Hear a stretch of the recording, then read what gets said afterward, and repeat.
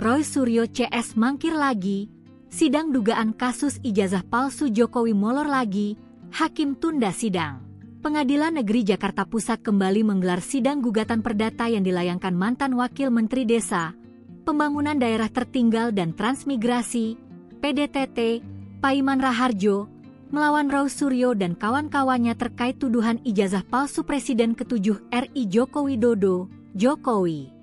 Adapun pada persidangan hari ini, Selasa, 12 Agustus 2025, memanggil kembali para tergugat yakni pakar telematika Roy Suryo, Ketua Tim Pembela Ulama dan Aktivis, TPUA, Egy Sujana, dokter, ilmuwan, penulis, dan aktivis kesehatan Tifauzua Tiasuma, anggota Tim Pembela Ulama dan Aktivis, TPUA, Kurnia Triroyani, ahli digital forensik Rismon Hasiholan Sianipar, Bambang Suryadi Bitor, dan Hermanto. Sementara itu turut tergugat Kepolisian Republik Indonesia Ceki Badan Reserse Kriminal Umum, Jokowi dan Rektor Universitas Gadjah Mada.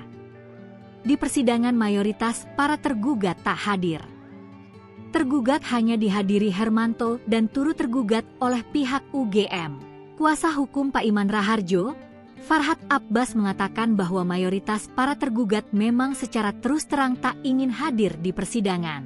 Yang mulia mereka itu hampir setiap hari kami bertemu dengan nama Tim Pembela Ulama dan Aktivis.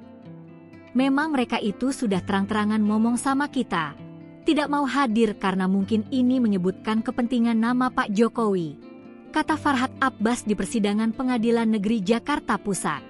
Menurutnya alamat para tergugat untuk dikirimi surat pemanggilan dari pengadilan sudah benar. Padahal secara jelas dan nyata, baik kalau mereka pergi ke TV dapat bayaran luar biasa, merangkap pengacara dan TPUA.